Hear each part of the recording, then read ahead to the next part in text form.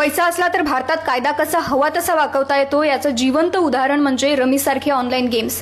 भारतामध्ये आजही ब्रिटिशकालीन 1867 सालचा जुगार प्रतिबंधक कायदा लागू आहे आणि साहजिकच त्या काळामध्ये ऑनलाईन गेम्स असे अस्तित्वात नव्हते, त्यामुळे याविरुद्ध कोणतीही कलम नाही, कोणतेही प्रतिबंध नाहीत आणि याचाच फायदा घेत आज जुगार कंपन्या इतक्या मोठ्या झाल्यात की सचिन तेंडुलकर सारखे सेलिब्रिटीज आज त्याचे मार्केटिंग करतात, त्याचे ब्रँड अँबॅसेडर्स आहेत। सुरुवातीला बोनस देऊन आकर्षित करणाऱ्या या कंपन्यांच्या जाळामध्ये महाराष्ट्रातील तरुण आज कर्जबाजारी झालाय।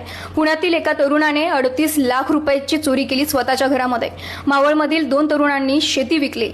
धाराशिवमधल्या एका तरुणाने पत्नी आणि 2 वर्षांच्या बाळाला विष देऊन आत्महत्या केली आणि असे हजारो तरुण आज महाराष्ट्रातील कर्जबाजारी झालेत या ऑनलाईन गेम्समुळे। पण या ऑनलाईन गेम्स विरुद्ध जुगार प्रतिबंधक कायदा आणण्याऐवजी जर कायदे मंडळात बसून कायदे बनवणारेच असे रमी खेळत असतील, जुगार खेळत असतील तर महाराष्ट्रातील तरुणांचे भवितव्य आज धोक्यात आहे, यात काही शंका नाही।